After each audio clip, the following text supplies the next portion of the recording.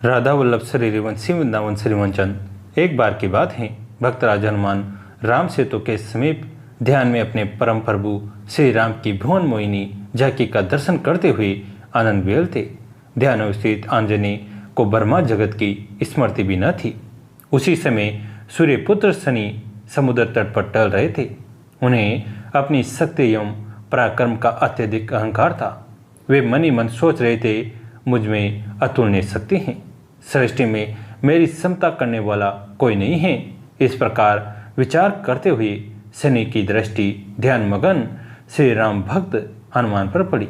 उन्होंने वज्रांग महावीर को पराजित करने का निश्चय किया। युद्ध का निश्चय कर शनि आंजनेय के समीप पहुंचे।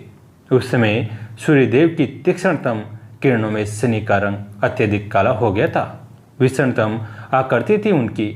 पवन कुमार के समीप पहुंचकर अतिशय उद्दंडता का परिचय देते हुए शनि ने अत्यंत कर्कश स्वर में कहा, बंदर, मैं प्रख्यात शक्तिशाली शनि तुम्हारे सम्मुख उपस्थित हूँ। मैं तुमसे युद्ध करना चाहता हूँ। तुम पाखंड त्याग कर खड़े हो जाओ। तिरस्कार करने वाली अत्यंत कटुवाणी सुनते ही भक्तराज हनुमान ने अपने नेत्र खोले और बड़ी ही शालीनता एवं शांति से पूछा, महाराज, आप कौन हैं और यहाँ पधारने का आपका क्या उद्देश्य है? शनि ने अहंकार पूर्वक उत्तर दिया, मैं परम तेजस्वी सूर्य का परम पराक्रमी पुत्र शनि हूँ। जगत मेरा नाम सुनते ही कांप उठता है। मैंने तुम्हारे बल पौरुष की कितनी ही गाथाएं सुनी हैं, इसलिए मैं तुम्हारी शक्ति की परीक्षा करना चाहता हूँ। सावधान हो जाओ, मैं तुम्हारी राशि पर आ रहा हूँ। अंजनानंदन ने अत्यंत विनम्रतापूर्वक कहा, शनिदेव, मैं वृद्ध हो गया हूँ और अपने प्रभु का ध्यान कर रहा हूँ। इसमें व्यवधान मत डालिए। कृपा पूर्वक अन्यत्र चले जाइए। मदमत शनि ने सर्ग कहा, मैं कहीं जाकर लौटना नहीं जानता और जहाँ जाता हूँ वहाँ अपना प्राबल्य और प्राधान्य तो स्थापित ही कर देता हूँ। कपिश्रेष्ठ ने शनिदेव से बार बार प्रार्थना की, महात्मन, मैं वृद्ध हो गया हूँ। युद्ध करने की शक्ति मुझ में नहीं है। मुझे अपने भगवान श्री राम का स्मरण करने दीजिए। आप यहाँ से जाकर किसी और वीर को ढूंढ लीजिए। मेरे भजन ध्यान में विघ्न उपस्थित मत कीजिए। कायरता तुम्हें शोभा नहीं देती। अत्यंत उद्धत शनि ने मल्ल विद्या के प्रामार्धे वज्रांग हनुमान की अवमानना के साथ व्यंग्यपूर्वक तीक्ष्ण स्वर में कहा, तुम्हारी स्थिति देखकर मेरे मन में करुणा का संचार हो रहा है, किंतु मैं तुमसे युद्ध अवश्य करूंगा। इतना ही नहीं, शनि ने दुष्ट ग्रह निहंता महावीर का हाथ पकड़ लिया और उन्हें युद्ध के लिए ललकारने लगे। हनुमान ने झटक कर का अपना हाथ छुड़ा लिया। युद्धलोलुप शनि पुनः भक्तवर हनुमान का हाथ पकड़कर उन्हें युद्ध के लिए खींचने लगे।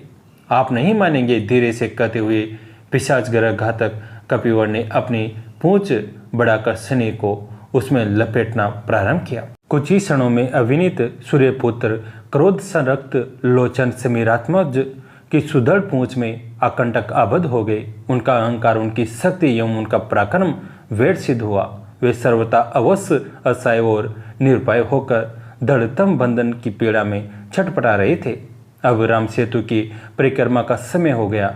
अंजनानंदन उठे और दौड़ते हुए सेतु की प्रदक्षिणा करने लगे। शनिदेव की संपूर्ण शक्ति से भी उनका बंधन शिथिल न हो सका। भक्तराज हनुमान के दौड़ने से उनकी विशाल पूंछ वानर भालुओं द्वारा रखे गए शिलाखंडों पर गिरती जा रही थी। वीरवर हनुमान दौड़ते हुए जानबूझकर भी अपनी पूंछ शिलाखंडों पर पटक देते थे। शनि की बड़ी अद्भुत एवं दयनीय दशा थी। शिलाखंडों पर पटके जाने से उनका शरीर रक्त से लथपथ हो गया। उनकी पीड़ा की सीमा नहीं थी और उग्र वेग हनुमान की परिक्रमा में कहीं विराम नहीं दिख रहा था। तब शनि अत्यंत कातर स्वर में प्रार्थना करने लगे, करुणामय भक्तराज, मुझ पर कृपा कीजिए। अपनी उदंडता का दंड मैं पा गया। आप मुझे मुक्त कीजिए, मेरे प्राण छोड़ दीजिए। दया मूर्ति हनुमान खड़े हुए। शनि का अंग प्रत्यंग लहूलुहान हो गया था। असहाय पीड़ा हो रही थी उनकी रग रग में। विनीतात्मा समीरात्मज ने शनि से कहा, यदि तुम मेरे भक्त की राशि पर कभी न जाने का वचन दो तो मैं तुम्हें मुक्त कर सकता हूँ, और यदि तुमने ऐसा नहीं किया तो मैं तुम्हें कठोरतम दंड प्रदान करूंगा। सुरवंदित वीरवर, निश्चय ही मैं आपके भक्त की राशि पर कभी नहीं जाऊंगा। पीड़ा से छटपटाते हुए शनि ने अत्यंत आतुरता से प्रार्थना की, आप कृपापूर्वक मुझे शीघ्र ही बंधन मुक्त कर दीजिए। शरणागत वत्सल भक्त परवर हनुमान ने शनि को छोड़ दिया। शनि ने अपना शरीर सहलाते हुए गर्वापहारी मारुतात्मज के चरणों में सादर प्रणाम किया और वे चोट की असाई पीड़ा से व्याकुल होकर अपनी देह पर लगाने के लिए तेल मांगने लगे। उन्हें जो तेल प्रदान करता है उसे वे संतुष्ट होकर आशीष देते हैं। कहते हैं इसी कारण अब भी शनिदेव को तेल चढ़ाया जाता है। हिंदू धर्म ग्रंथों और शास्त्रों में भगवान शिव जी को शनिदेव का गुरु बताया गया है तथा शनिदेव को न्याय करने और किसी को दंडित करने की शक्ति भगवान शिव जी के आशीर्वाद द्वारा ही प्राप्त हुई है। अर्थात शनिदेव किसी को भी उनके कर्मों के अनुसार उनके साथ न्याय कर सकते हैं और उन्हें दंडित कर सकते हैं, चाहे वे देवता हो या असुर, मनुष्य हो या कोई अन्य प्राणी। शास्त्रों के अनुसार सूर्यदेव या देवी छाया के पुत्र शनिदेव को क्रूर ग्रह की संज्ञा दी गई है।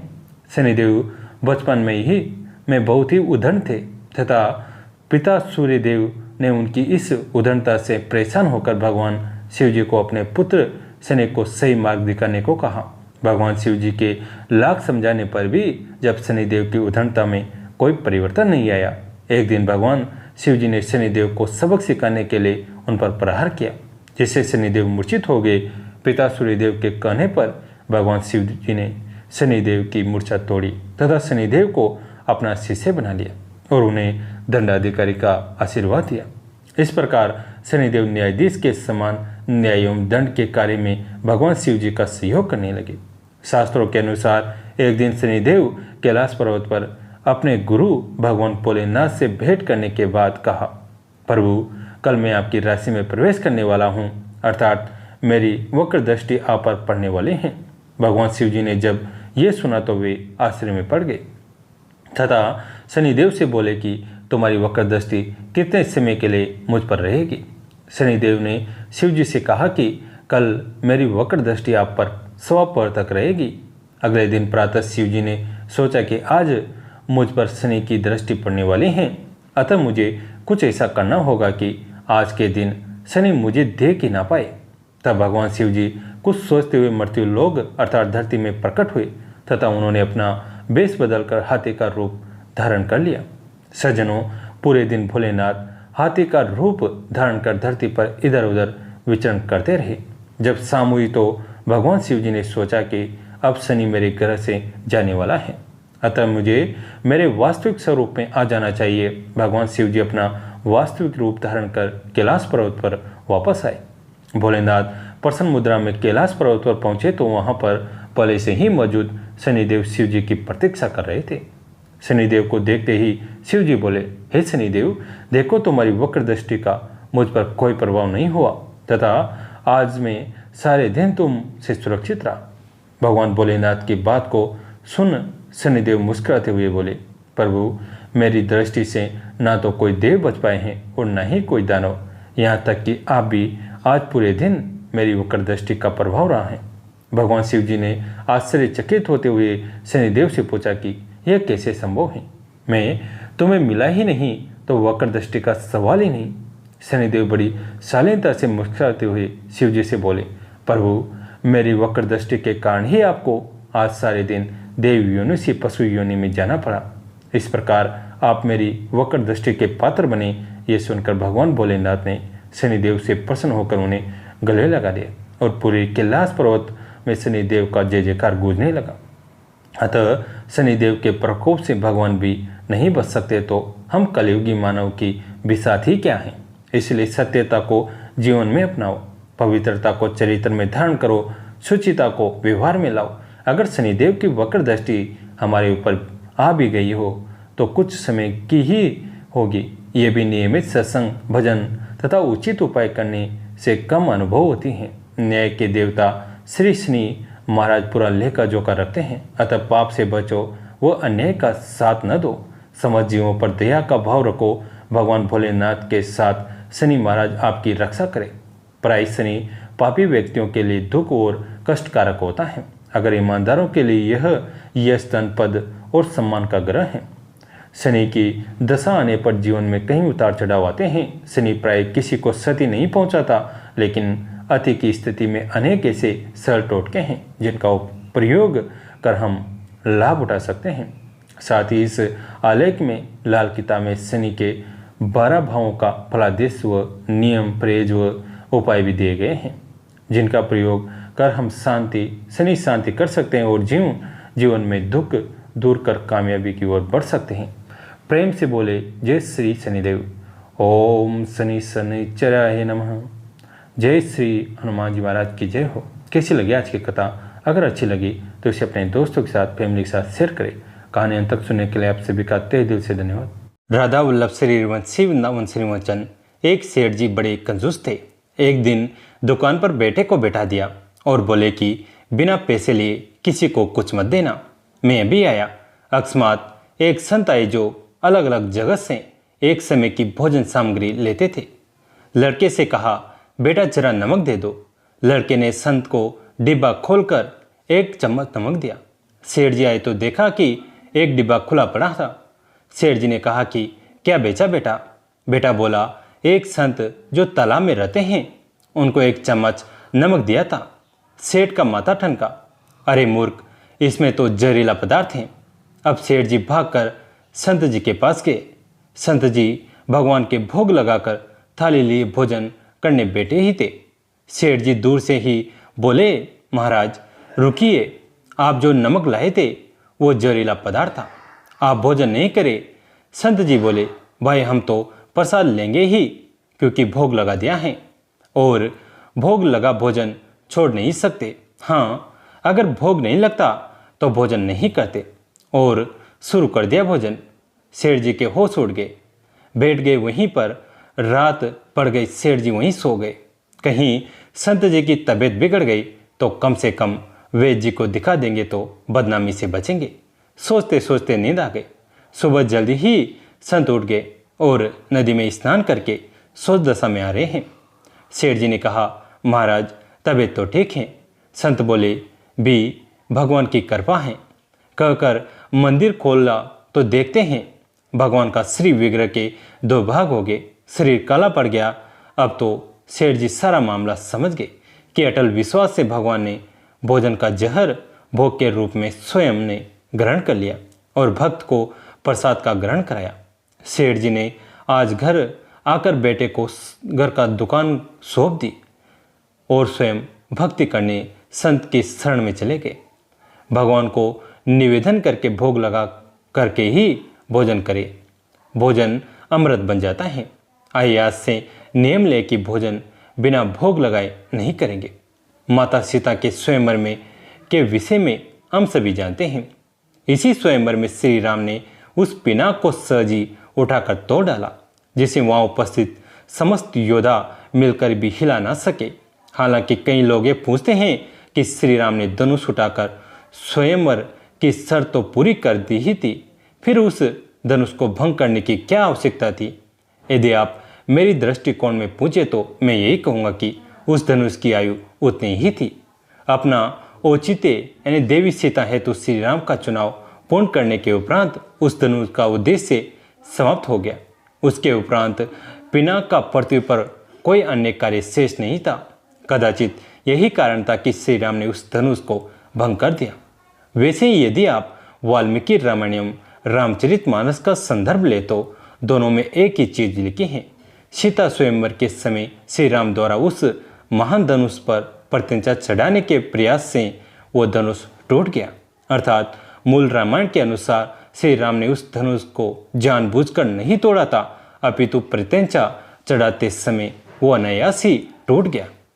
भगवान परशुराम ने क्रोधित होने पर श्री राम उन्हें भी यही कहते हैं कि वो धनुष उनसे अनजाने में टूट गया। हालांकि यदि आप पिनाक के इतिहास के बारे में पढ़ें, जिसका वर्णन विष्णु पुराण और शिव पुराण दोनों में विस्तार से दिया गया है, तो इस धनुष के भंग होने का वास्तविक कारण आपके समझ में आ जाएगा। इसके पीछे एक पौराणिक कथा छिपी है, जिसके अनुसार समय आने पर पिनाक को भंग होना ही था और वो भी भगवान विष्णु के द्वारा ही। इस कथा के अनुसार भगवान शंकर का धनुष पिनाक और भगवान नारायण का धनुष श्राण दोनों का निर्माण स्वयं परमपिता ब्रह्मा ने किया था। एक बार इस बात पर चर्चा हुई कि दोनों धनुष में से श्रेष्ठ कौन है। तब ब्रह्मदेव ने मध्यस्थता में भोलेनाथ और श्रीहरि में अपने अपने धनुष से युद्ध हुआ। हर और हरि के युद्ध का परिणाम तो भला क्या निकलता, किंतु उस युद्ध में श्रीहरि की अद्भुत धनुर्विद्या को देखने के लिए महादेव एक क्षण के लिए रुक गए। युद्ध के अंत में दोनों ने ब्रह्मा जी से निर्णय देने को कहा। शिव जी और विष्णु जी धनुर्विद्या में अंतर बता पाना असंभव था, किंतु कोई निर्णय तो देना ही था।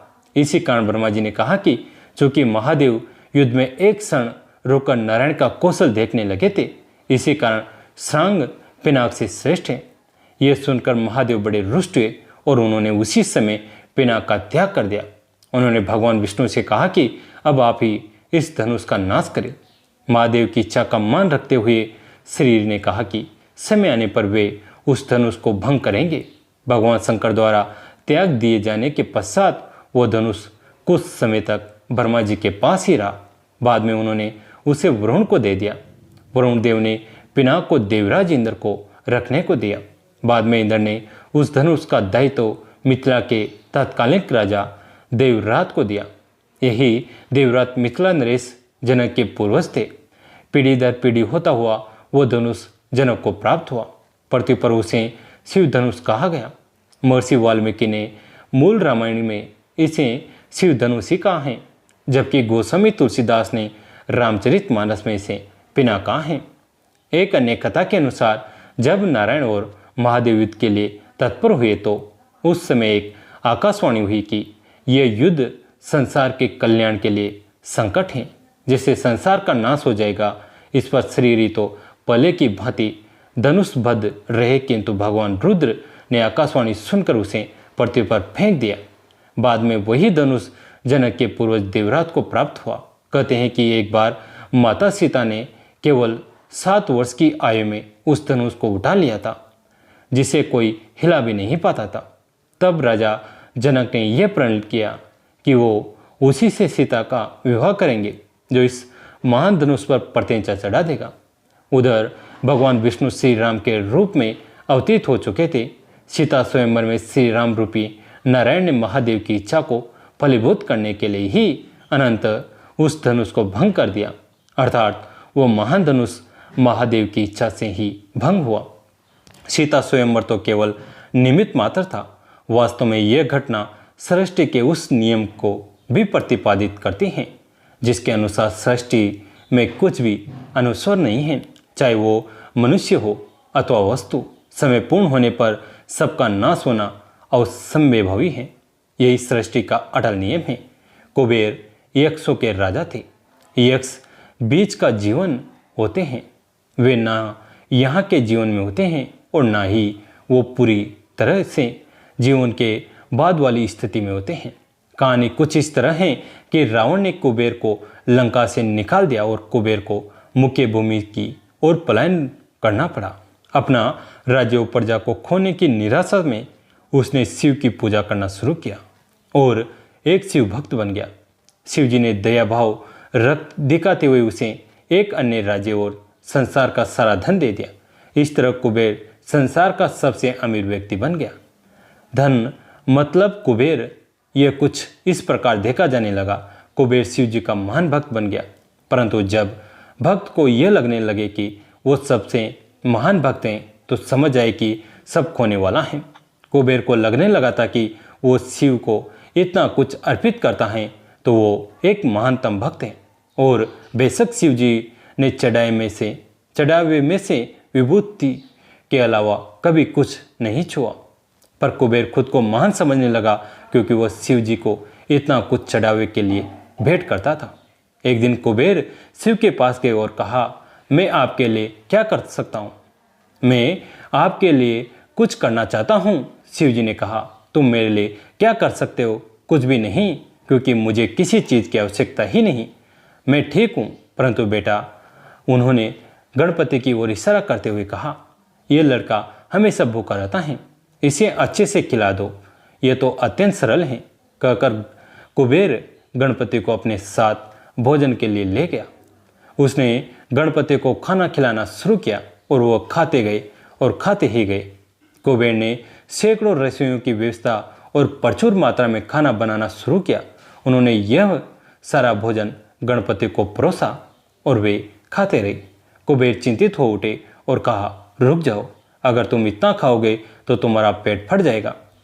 गणपति ने कहा, आप उसकी चिंता मत करो। देखिए, मैंने एक सांप को और एक कमर पेटी के रूप में बांध रखा है, तो आप मेरे पेट की चिंता ना करें। मुझे भूख लगी है, मुझे खाना खिलाइए। आप ही ने कहा था कि आप मेरी भूख मिटा सकते हैं। कुबेर ने अपना सारा धन खर्च कर दिया। कहते हैं कि कुबेर ने दूसरे लोगों से भी भोजन मंगवा के गणपति को खिलाया। गणपति ने सारा भोजन खाने के बाद भी कहा, मैं अभी भूखा हूँ, मेरा भोजन कहाँ है। तब कुबेर को अपने विचार के छोटेपन का एहसास हुआ और उसने शिव जी के सामने झुकते हुए कहा, मैं समझ गया, मेरा धन आपके सामने एक तिनके के समान भी नहीं है। जो आपने मुझे दिया उसी का कुछ अंश आपको वापस देकर मैंने खुद को एक महान भक्त समझने की गलती की और इस क्षण के बाद उसके जीवन में एक अलग ही दिशा ले ली। कैसी लगी आज की कथा? अगर अच्छी लगी तो इसे अपने दोस्तों के साथ, फैमिली के साथ शेयर करें। कहानी अंत तक सुनने के लिए आप सभी का तहे दिल से धन्यवाद।